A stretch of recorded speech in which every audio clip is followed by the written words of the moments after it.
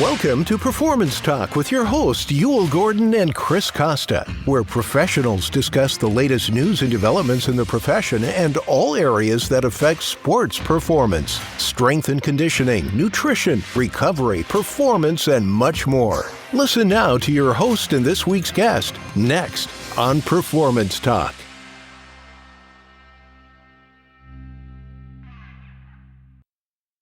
Ladies and gentlemen, welcome back to Performance Talk. We'd like to welcome you to our 8th season, and we are happy to get going. We got a lot of new things going on this year, this season, so we're looking forward to a great season here for 2025. Chris, how you doing? I'm doing well. How are you? I'm good. Everybody knows my partner, Chris Costa. We're both back here for 2025. Chris, you want to introduce Ian? No? Our guest today, I put him on the spot with that one, but we do that sometime. We like to have a little fun. Our guest today is Ian Wright. Ian, tell us a little bit about yourself and what you're doing and what you have going on. Yeah. So I'm currently based in Hawaii. I serve as the medical director for the 15th Medical Group. So basically, I'm in charge orthopedically of our airmen, so for the Air Force. So I weigh in terms of their readiness, how capable they are to deploy, things like that. And really I serve with regards to all aspects of getting them ready and into the fight when that occurs, not if. Okay. So so we're talking a little bit about let me just ask you like this. So what's your background in as far as your readiness? You said you're a physical therapist, you're CSCS. Yeah, so I mean, those are just letters by a name. So Right. I graduated with my doctorate in 2018 from Ohio University. I did my bachelor's at Ohio State. Right. Like most PTs, got it in exercise science, kinesiology, whatever you want to call it. I've before I was a PT, I was a strength and conditioning coach. My last job out in Texas before I moved out to Hawaii, I actually built a bridge program where essentially I got to combine my strength and conditioning background with my rehab background. I'd have crazy classes of like 3 or 4 ACL participants with a rotator cuff repair, with OCD, osteochondral defect in like a knee or elbow. So I would have these large classes where essentially, these kids weren't ready to go back to sport, but they couldn't stay in rehab. So it was really my job to kind of use all my knowledge and background to get them back to sport in a pretty large group setting. I'd have classes up to 20. In my current role, I still use some of that. Obviously, we got about 10,000 airmen here in Hawaii. Right. So my staff currently that I lead, I only have a staff of 6. So just do the math. So we're doing classes, whether it's low back classes, reconditioning classes, whatever as well. So kind of really been using both of my backgrounds to really hopefully try to either get kids or, in this case, our airmen back into sport or into the fight, respectively. Right. We talk a lot, on this show about the profession and about the differences in the profession between dealing with first responders and our tactical side and sport, and what the similarities and some of the differences are. So explain to our audience who are professionals like yourself, sprinkled out throughout the program, and athletes and parents of athletes. Explain the difference in what you do now as opposed to the athletic challenge. Yeah.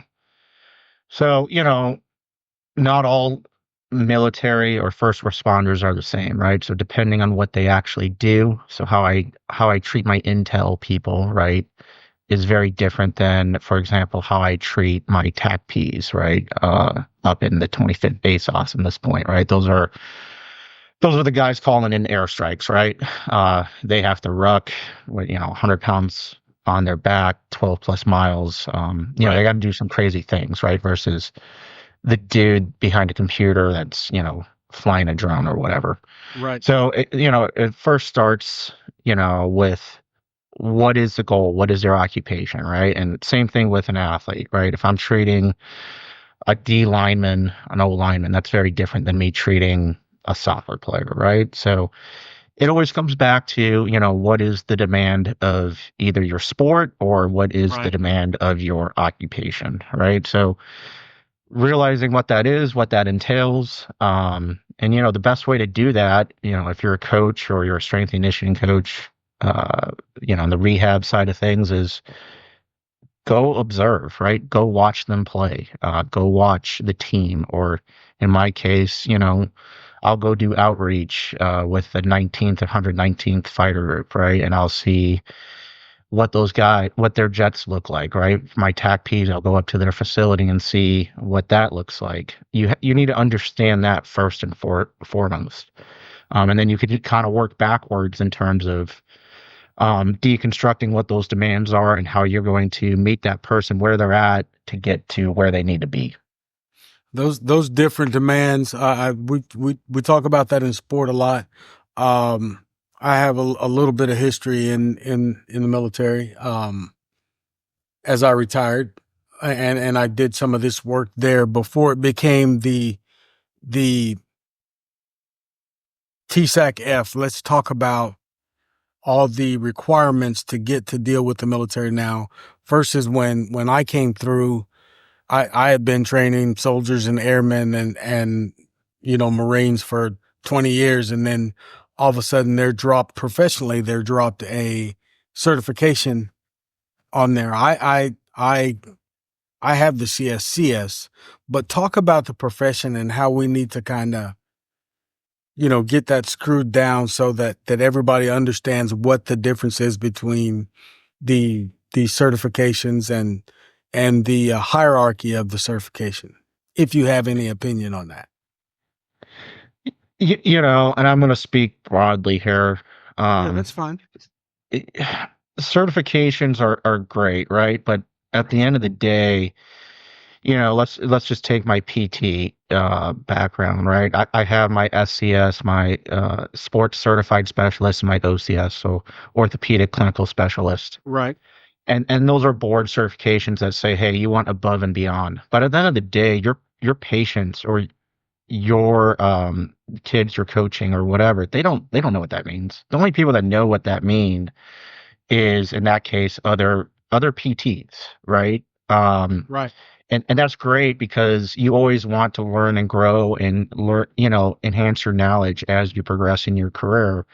But from, you know, even if we look at the strength and conditioning side of things, whether it's CPSS or CSCS, you know, TSAC-F or whatever, right? CPT, the only people that know what that is other coaches, right? And that's great if you're trying to get a job, Right. you know, because some of those rate limiting credentials you need to get a job, right? You need your CSCS, generally speaking, if you're trying to coach at the collegiate, NFL level, whatever, right? Right. Just like you generally need your SCS if you're trying to be a rehab professional at those levels as well. But the only people that know that are people within the profession. You know, your coach it, your kids or your airmen or whatever. They don't know what that means, and they don't care what Right. that means. And they They care really, about the results you can give them. I really agree with you on that. What I'm kind of guiding you to is the profession and where does the profession need to be in educating the hiring elements of where you may get hired.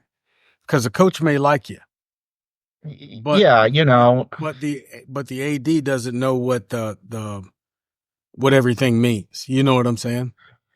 yeah. So I mean, from a strength and conditioning perspective, I think we really got to get away from like, hey, new coach, get rid of all those other elements that were in place, right? Whether it's rehab, Right. the strength and conditioning, just because I know a guy, right? Those credentials are supposed to give you some credit towards like, hey, I'm a professional, I know what I'm talking about, right?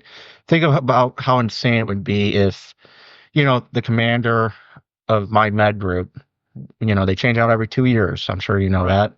Right. If they're like, hey, we're getting rid of all PTs, ATs, all of our med group people, PCMs, because I want to bring in my own people. And that happened every 2 years, right? You see that all the time Yep. in strength and conditioning, where even if you did a good job and, someone knows a guy, a coach knows a guy, they're going to bring that guy in over you, right? And as a profession, generally speaking, strength conditioning, you're the lowest man on a totem pole. So there's not much you can do about that. Yeah, from that perspective, I had a discussion with another professional, and his point was we don't work for the sport coach, No.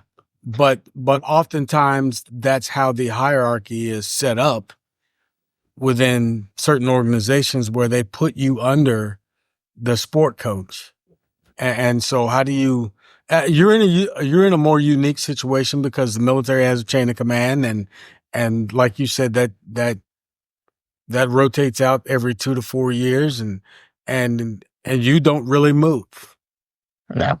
But you're expected to do a job to a certain standard, and that's what you're graded on, which is a great way to do it.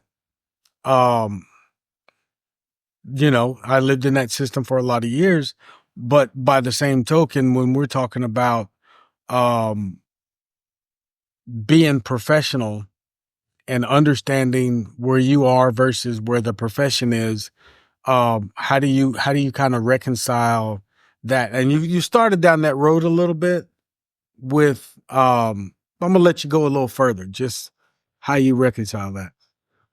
Yeah. So, part of the reason I became a PT is I recognize that there is no job security in strength and conditioning, right? Love the field. I mean, absolutely love it. But Right. there was an old Elite FTS seminar I used to go to when I was living in Ohio, and I think it was Joe Ken who said it's not a question of if you get fired, it's when, right? Especially when we're talking at the college or pro ranks. And as a profession, you need to realize that because, yes, we don't work for the sport coach, but even myself as a rehab professional, we're adjuncts, right? We're adjuncts really towards that coach, right? Because at the end of the day, when you're working for an organization, the goal is to win, right? So as a rehab, as a clinician, my job is to get players or airmen back into the game. As a strength and Right. conditioning coach, hopefully you're getting players bigger, faster, stronger, but I would like to see a pivot more towards skill development as well, right? I think if you can develop players and do some of the things that maybe skill coaches do, you give yourself a little bit more leverage in terms of, hey, I'm more valuable. You shouldn't get rid of me because, I can teach young players, up and coming players how to do X, Y, or Z better, right? Versus just tracking weight room stats or, you know, force plate stats, whatever, right? So ultimately, I think the more of a niche you can develop, probably the probably the more job security you're going to have. But at the end of the day, the way strength conditioning is built right now, I think it's important to recognize that, like I said earlier, you are the lowest man on the totem pole.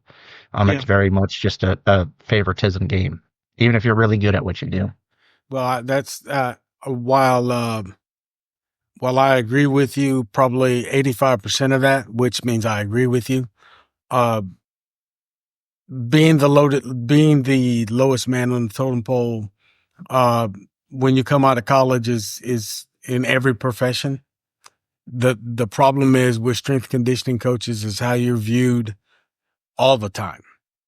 And if it's as the lowest man on the totem pole, I've seen some guys at the professional level in the NFL and NBA get treated like, you know, they were second tier coaching that, just, you're the get back coach now, or you're the towel coach. You handle the trainers. Hold on. That's not my profession. That's not why I went to school.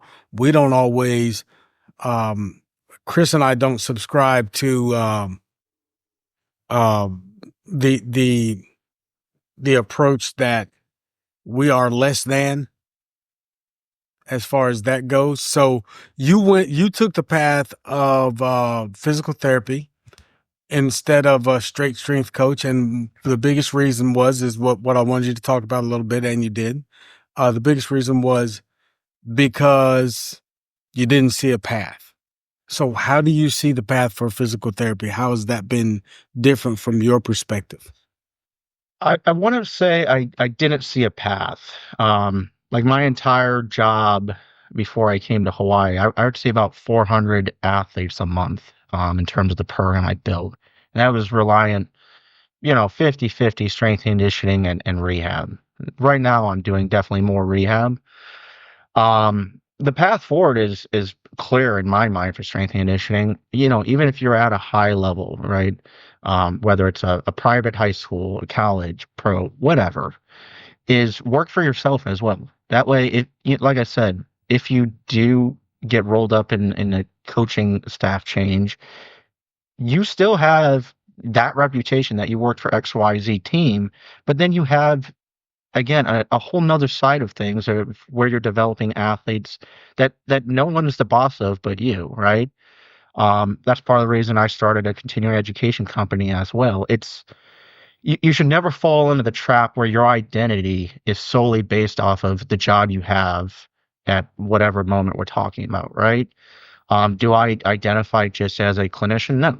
Do I identify just as a strength and conditioning coach? Absolutely not, because I really do both of them each and every day. Um, but I think that's part of it is realizing that don't let someone else define your value or your worth or really who you are as a person, right? Strength and conditioning is part of it, but if you're a good strength and conditioning coach, I think we all know here, that means you're a good communicator. That means you're good at getting buy-in, right? You have a lot of those intangible skills where you are a leader essentially, right? So if you're going to lead, you can lead in any capacity, right, from anywhere. And I think that's important for a lot of young coaches to really understand that, we all like to chase titles in society, but at the end of the day, that's temporary, right? Titles are going to change. Right. The importance of education and continuing education to you. Say that again, I'm sorry. What is the importance of education and continuing education to you, and how you feel about it for your career / what you do? You know, I'm one of those people where I want to be the best at whatever I do, right? I don't want to be Joe Schmo. Um, so if I'm not learning, if I'm not growing, if I'm not pushing the envelope, why am I here, right? Ultimately, I've had the opportunity to build different programs, like I've alluded to earlier. But I like to teach, right? I like to see everyone grow together. The thing I hate the most is where I just see incompetence, or people trying to collect a paycheck. I just can't stand it. And if I ever became that way, it's time for me to hang it up, so to speak. So that's why I always try to learn throughout the years, right? Whether it's getting new certifications, whether it's developing new products, being uncomfortable, right? Chasing those higher level titles into different leadership roles, right? Because ultimately those experiences I can use in different capacities, right? Whether it's for my own company or if it's for something later in life that I'm trying to set myself up for. Okay, so let's talk about tell us about your company. I mean, you've mentioned it a couple of times now. Tell us, give us the lowdown on it. Yeah, so it's Competitive Advantage Athletics, CAA LLC, and really the ideal came from my last job where I was merging a school with a hospital I worked with. I was doing that crazy bridge program where I had, different athletes that were injured at different rates, right? I would have like a 3-month ACL in there with a 9-month with, again, like a meniscal tear, OCD, elbow, an elbow surgery, rotator cuff repair, whatever. Like I had these crazy classes. And I realized pretty quickly it wasn't normal, right? A lot of people could not do what I was doing, especially as I was interviewing candidates to to take my job when I relocated to Hawaii. So the idea came out of, well, how do I teach this, right? How do I teach a skill to strength and conditioning coaches or clinicians where, that's a job opportunity that really makes you more marketable. I've actually seen a few different job positions now at some major hospitals for those bridge positions, right? So what I did is I took a hypothetical ACL patient and I take you through post-op day one through return to performance, try to teach you everything in between where, I'm trying to really build the toolboxes of different coaches and clinicians. Because as we all know here, your training program, your rehab program, it's a suggestion, right? It's an outline. People come in with different pain levels, and or they slept poorly because of tests or whatever, and you have to pivot, right? We never ever just follow the program to a T, right? That's maybe what more novice clinicians or coaches do. So the idea was, hey, let me teach you everything from both sides, and then hopefully, more people can enter into those hybrid roles, right? Because really, whether you're a strength and conditioning coach or a clinician, we all lie on a continuum, right? Maybe I see the patients first, get their range of motion back, blah blah blah. But there's no reason a strength and conditioning coach can't come in fairly early. I would argue, you know, 3 months into an ACL and take that patient or that athlete from there and progress them back to return to performance, right? If they have the knowledge. So that was really where the program came from. Is trying to open more job opportunities not only to coaches but also clinicians, kind of those hybrid roles. Okay, so that's really, I'm sitting here listening to you, and as you're talking, I'm thinking how many places that I know of, and there's probably a dozen right here just in my area, hospitals and clinics that deal with sports medicine within a 200-mile radius Yep. that could use that person. Yeah. You know Yeah. what, and that bank of knowledge that you're offering would be could be a critical step into taking someone's clinic or shop from one level to the next level. So how do you you gave us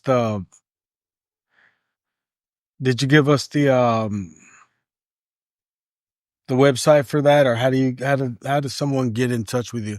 I take it it's online, right? You can do this. Yeah, it's online. I try to make it as applied as I could because, personally, I hate when I take courses and it's just reading and it's just Right. knowledge based, right? Right. If you can't apply what you learned, what is the point, right? So, the website is Competitive Advantage Athletics. I could always send you guys a link to. Yeah. I'm sure we could put a description or something. But it's I try to put all my knowledge from really both of my careers into that program and teach people how to bridge that gap, right? That was the point, and that's what I did in my last job, and I think it's a vital skill, right? Even right now with some of the clinicians that I oversee, if I'm being honest, yeah, you have a doctorate, but I see a lot of low level things, right? Where you get people back to ADLs, and kind of lifting weights, but a lot of clinicians don't know how to get people back to cutting and pivoting and running and things like Right. that, unless if you were maybe taught that by either a really good clinical instructor on your rotations as a student or by a strength and conditioning coach, right? Right. So earlier we were talking about, hey, how do you get people to progress in their strength and conditioning career? Well, take students, take PT students, take AT students. Yes, they got a lot of knowledge from school, but again, from the applied perspective of things, I see a lot of deficits in these clinicians. And just because you have a doctorate, that doesn't mean anything, right? That's a minimal credential, right? You need that in order to practice PT nowadays, right? You need your doctorate. Period. End of story. That doesn't make you a great clinician. It's Yeah. the minimum you need. I think one of the things that we fall victim to is a lot of times looking at the education level in strength conditioning or in PT or in wherever whatever profession we're in, and saying, "Oh, that person is an expert." Yeah. Well, knowledge level possibly. At the applied level, usually not. Yeah, And I agree. what that usually and what that PhD does is let outside people know, hey, they have a high level of learning and they should be capable of helping you. And that gives them a place to start to kind of make a decision on what clinic to go to, what program to take, or whatever. But then after that, it's all about relationships. Yep. And I know where you are right now, on the tactical side of rehab and all this, that relationships can be difficult to build because they're on a rotational basis. And so the important place to put your relationship building skill is with your team, because they're going to help you when everybody rotates out and the next group comes in. They're going to be the ones that spread out and then push your message forward. How do you approach that? Yeah. So couple of different ways, right? First and foremost, each patient I treat, I try to treat them as if, they're a commander, right? I treat everyone the best I can because you don't know who you're treating, right? I've treated a lot of people who have hooked me up with other people, like you said, because of the relationships they've had, who are commanders, who then, once you get your foot in the door, you can do things like manual clinics, show your different group classes that you offer, things like that. And that can give you opportunities that you wouldn't have elsewhere, right? The other things is, respect each branch of the military. So, we're on an island, right? So, the other chiefs of PT, we usually meet on a monthly basis. And, we recognize we're on one team, right? So, Right. Army for the last 6 months has been helping me and actually loaning me some technicians in order to see more patients, right, and make sure that again we can get our people ready. So, treating everyone with respect and really just communicating your needs, right? So, that's an opportunity. If I was just like, hey, I'm Air Force, I don't want to listen to you or communicate with you, wouldn't have happened. Um, the third thing is, again, developing your skills, right? So part of the reason you take continuing education courses isn't hopefully just to get CEUs. It's to actually develop a new skill set, right? So from the rehab side of things, we're offering different, like I said, manual clinics where maybe we do different OMTs, thrust-like techniques in order to see more patients, dry needling type of clinics, things like that, that actually, get other airmen telling their friends about the services we offer, get people excited, get them in the door, and then we can tell them about our other services more from the strength and conditioning side of things. And don't discredit the strength and conditioning side of things. Our PTLs that really run the fitness tests, the group classes that we've really conducted, they're starting to learn them so that they can train, their 4,000 airmen now as well and kind of become little mini strength and conditioning coaches. So again, it's just treating everyone with respect because you don't know who they know, right? When I first started off, this was my first job in the military. I had no idea what ranks meant, right? I had no idea what being a commander meant. Mhm. So half the time I was talking to like a colonel who was commander and I had no idea. I was just like, you're just a regular person to me and I'm going to treat you like I do everyone else. And then um, they would kind of show me, hey, I want you to meet X, Y, and Z. And that relationship would blossom. And that's how a lot of this outreach happened. Well, I will tell you that there's two ways to in the military to make sure that you always earn some respect. That's one, be yourself. That's also, and then the other way is to always be respectful. Yeah, and you've mentioned that over and over. The biggest thing, and you hear it a lot nowadays. A lot of people give it lip service, but the the private gets the same respect from me as the general. Absolutely, yeah. Because one thing I told and I knew I had a subordinate in the military that ended up being a multimillionaire once he got out of the military, but he hated a particular supervisor that he had. And then that guy was looking for a job and he didn't hire him. But that was because of the non-relationship that they formed, 15 years prior. Yep. So those kind of things do count on the outside world, in the military, and in our profession that we both currently are in right now. So yeah, and the third thing I would say too is be really good at what you do, right?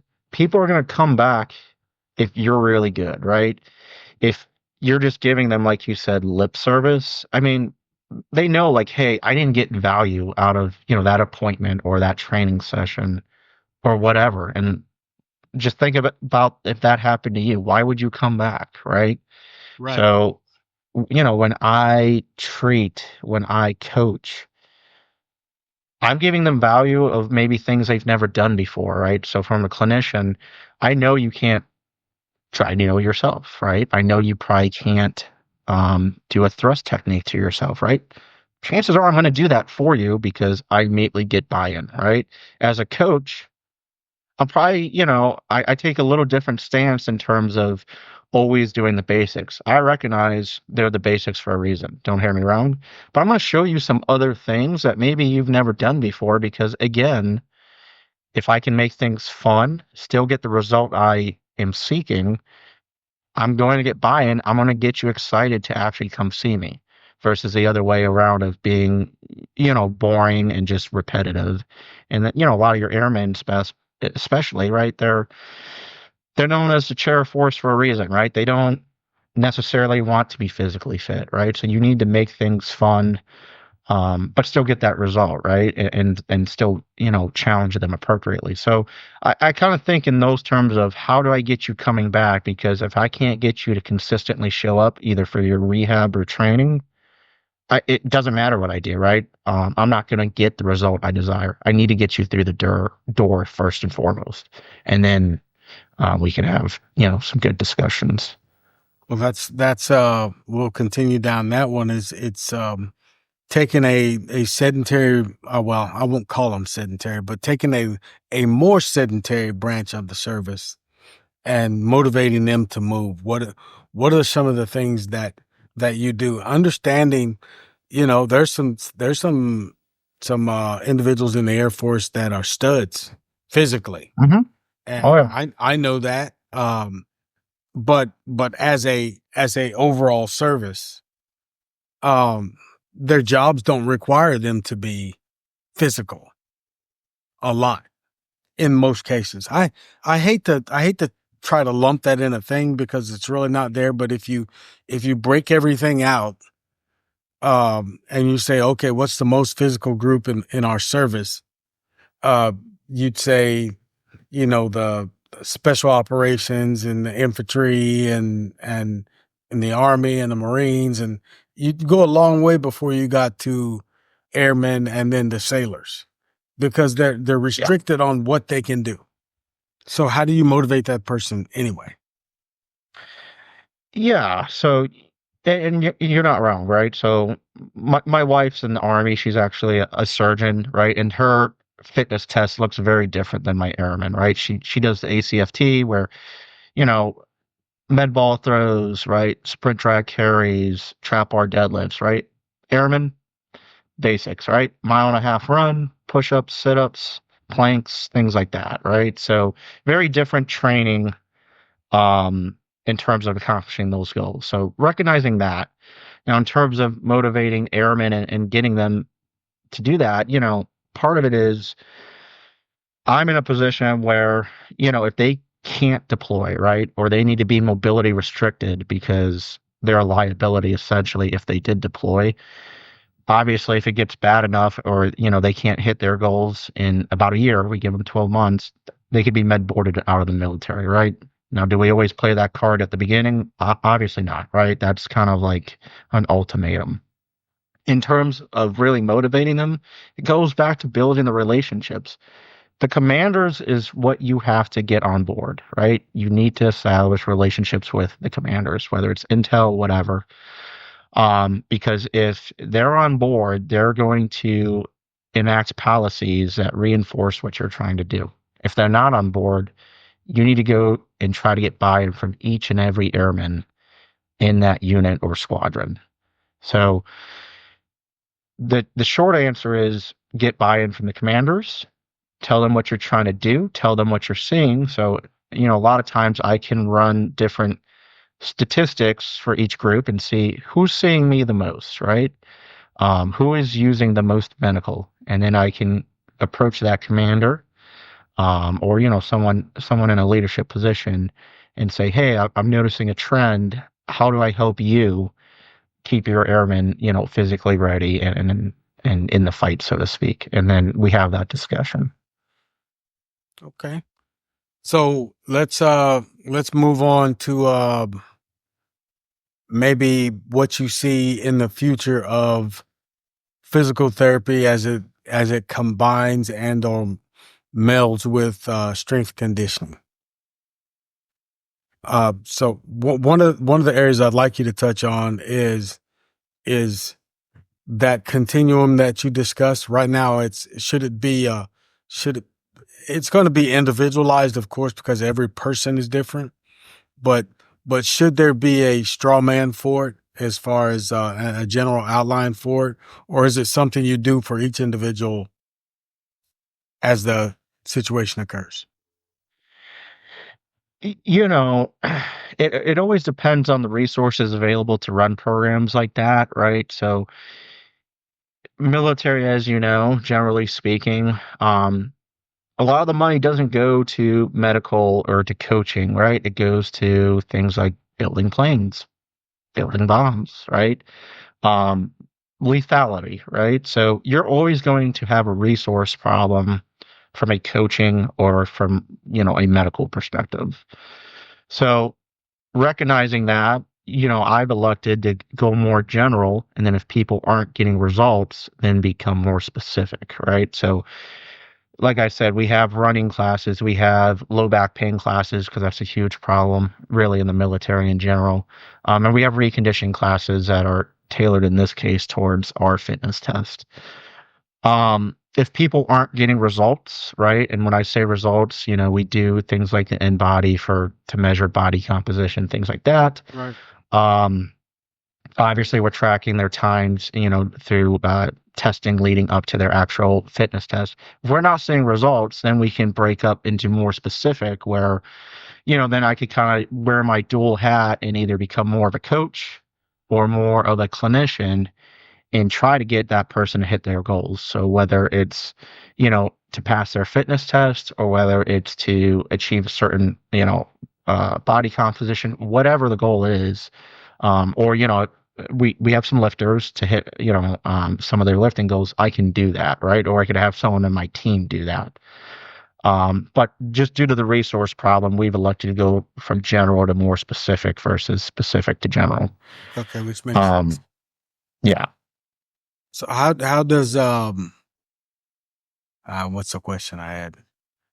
All right, so let's go from you're going from general to specific, and you're doing that with so I'm more interested in, well, I'm interested, and I won't say more. I'm interested in how you take the fitness test and break it down and then come back and train it from general to specific as far as individuals go. Do you have a lot of running issues?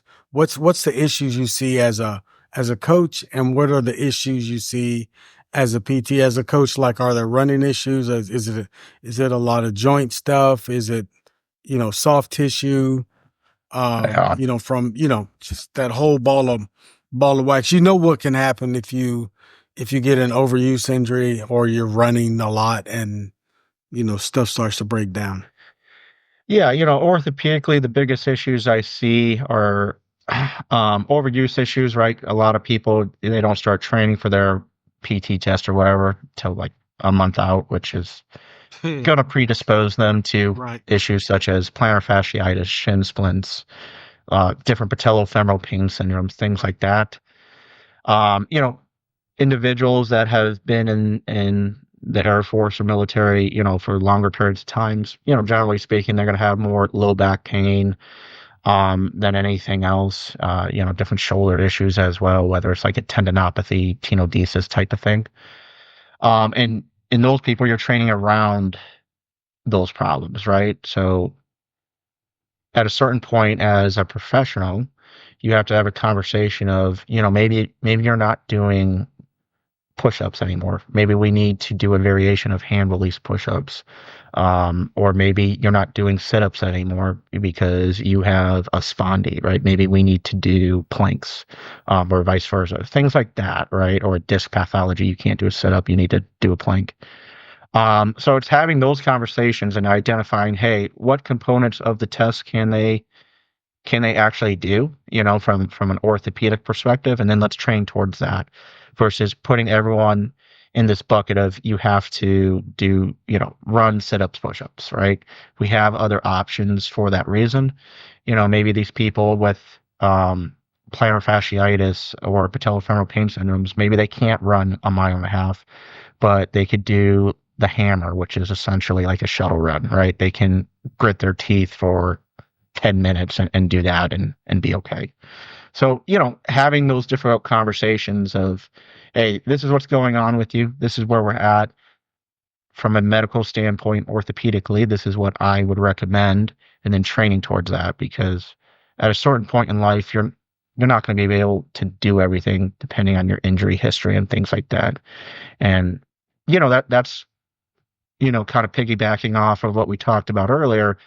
That's why these hybrid roles are important. So you can have those conversations and have that knowledge base to identify, hey, this pathology predisposes, this person to be able to do X, Y, or Z, right? Versus, like I said, just mandating everyone has to do this. Being in the tactical space, you have, a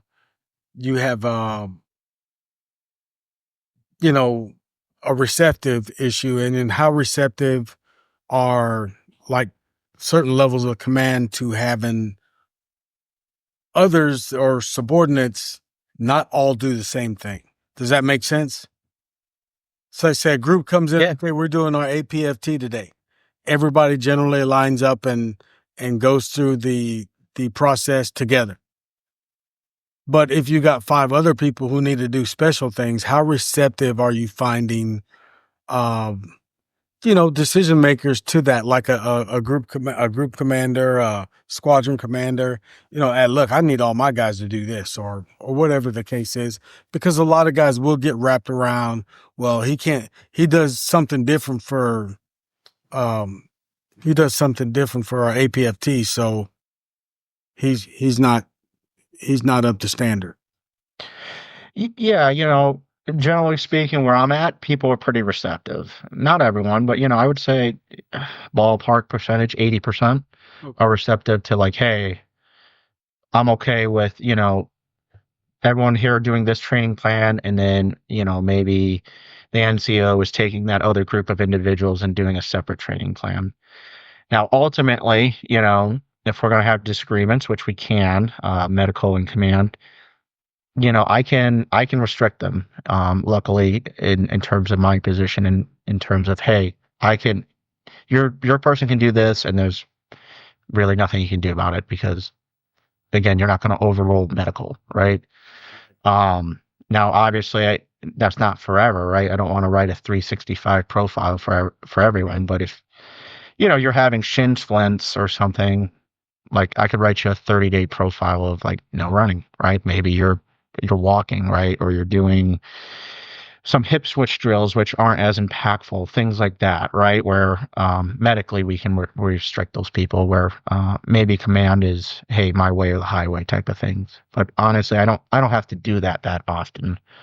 Usually people are pretty trusting in terms of like, hey, medical says I can't do this, and they're like, okay, well, what can you do? And they work with them. Now they're bringing on. I know across the bases and the forts and all the military installations, they're bringing on, um, you know, therapy folks who are well versed in sport, and strength conditioning coaches, and they're making a real effort, and they've made a real effort the last, let's say, 8 years to try to really put a point on health and fitness Yeah. in the services, because before it was health, okay, and fitness, this is what you do: push up, sit up, run, that's it. And then we don't care if we're measuring what we say we're going to measure. This is the test. Yeah. And that's the way it was in the old service. Now it's a little more give and take. So what are your opinions about and I know we've talked about it a little bit, about the APFT? Does it measure what it should measure? And as a therapist, what would you change? And as a strength coach, what would you change? Yeah. So, I like it more than what we do for our airmen, right? Obviously, our TAC Ps, our people up in the ASOS, they do a very different PT test than what our regular airmen do, right? They're doing things like finning, rucking, trap bar deadlifts as well. Okay.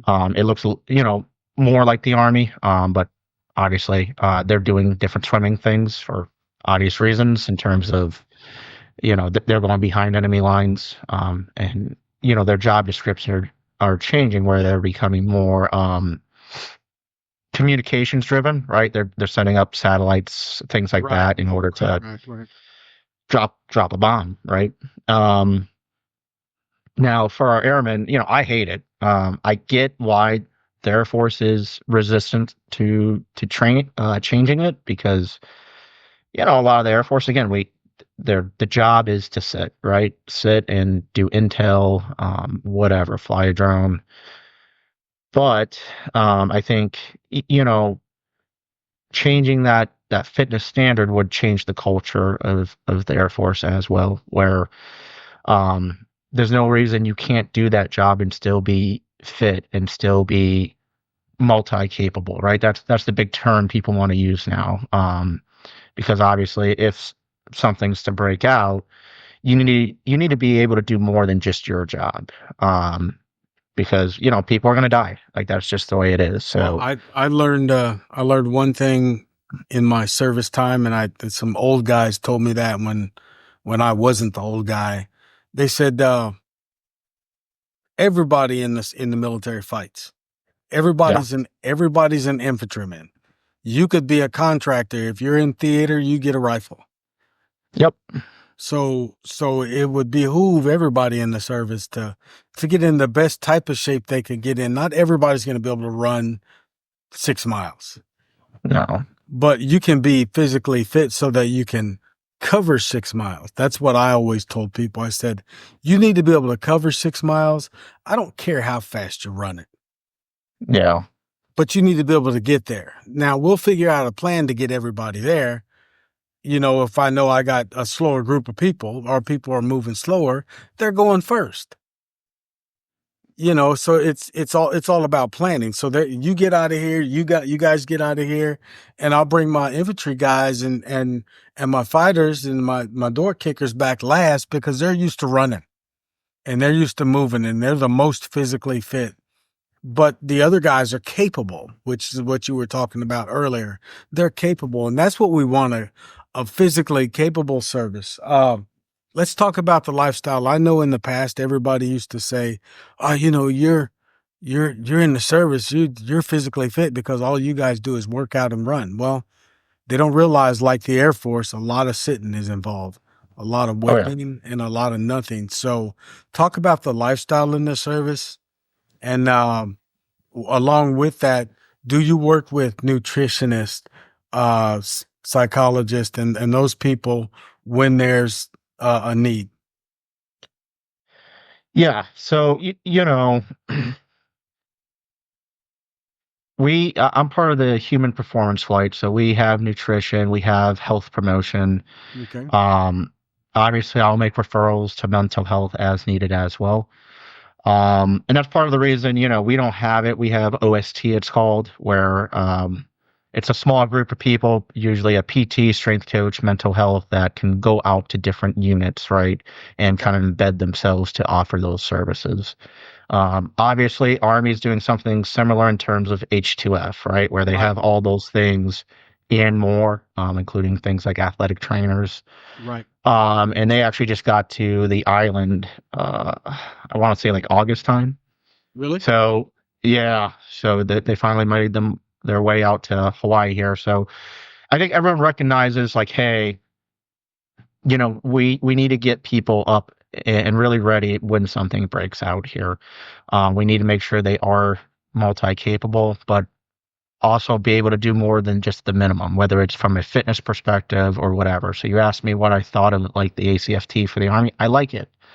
I like it in terms of right reverse med ball throw is like supposed to simulate, a buddy using their arms to boost someone up over a wall, right? Okay. Sprint drag carry. Obviously, if you get shot, you better be able to get your teammate to cover, right? Things like that. Yeah. So I like it in that perspective of I see the logic of how they're trying to get more specific to maybe, you know, on the battlefield, so to speak. Um, I think the Air Force should do more. I think OST is a good start. Why they're not doing programs like H2F that have shown pretty good data, things like, 40% reduction in injuries, which is pretty good. Uh, I think it's probably more budgetary reasons, but I think they should definitely, have more personnel, whether it's coaches, clinicians, in terms of, keeping people ready. Okay. So as we um as we think about where the profession is going, and you just touched on it, so that's a great segue. Um, Having more people ready is what you think the future should look like, and having more coaches and clinicians and folks like that. So in the macro, in the whole, tell me where you think the profession is right now and where it needs to go.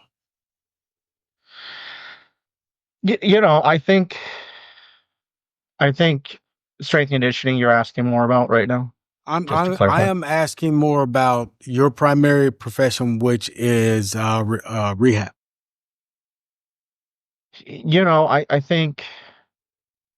I think the profession, what makes rehab good is um, nothing standardized. And I mean, from a education perspective, what makes it bad is also nothing is standardized.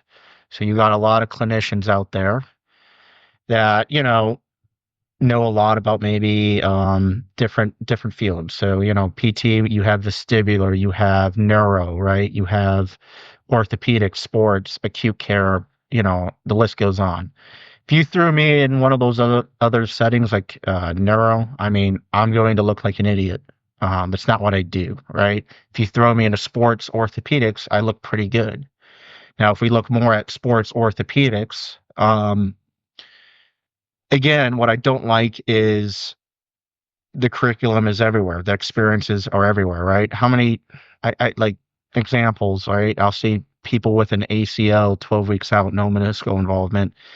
Their high level intervention is like a monster walk. It's like, what are you doing right now, right? Like this person it should be look like a weight room program, right? And that's because they don't know, right? Or maybe they do know and they don't know how to apply that. Just piggybacking off of what we talked about earlier. Um, so I really think, and I would challenge clinicians and coaches to to continue to grow and develop and push the envelope, right? Maybe find people that know more than you or have been there, done it, so to speak, and seek their mentorship, right?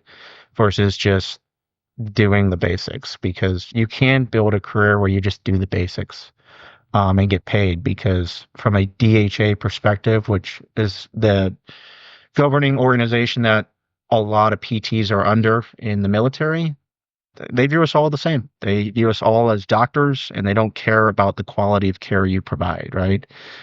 Same with a lot of insurance companies. So when things aren't outcome driven and it's more, you get rewarded based off of productivity.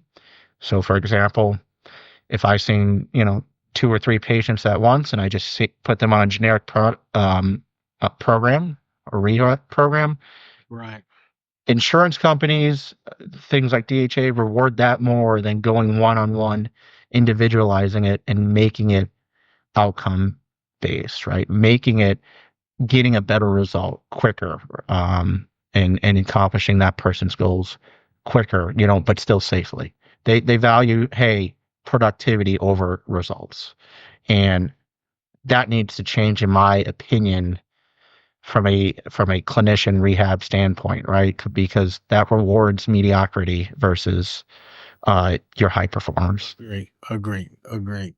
Well, listen, man, we could go on for forever and ever, because I'm listening to you, and you see me cut away real quick to write some stuff down, because I will research some things that you've said, basically because you piqued my interest, and I want to see if I can learn a little bit more about it. But I appreciate you taking the time and coming on the show and kind of letting us have a peek into your world and what you do from a multi-coach clinician standpoint on the tactical side, and kind of bringing that together for our audience. Chris, you got any questions for Ian? Ian, I got one question for you. Yeah. What's the temperature in Hawaii right now? 82. See, I was trying not to hurt my own feelings, so I wasn't going to ask you. Yeah, it's pretty nice. Yes, yeah. It is. I'd take that any day. Yeah. You want to take us out of here, Chris? This has been Performance Talk with Ewell Gordon and Chris Costa. Today's guest was Ian Wright. We'll see you again real soon, guys.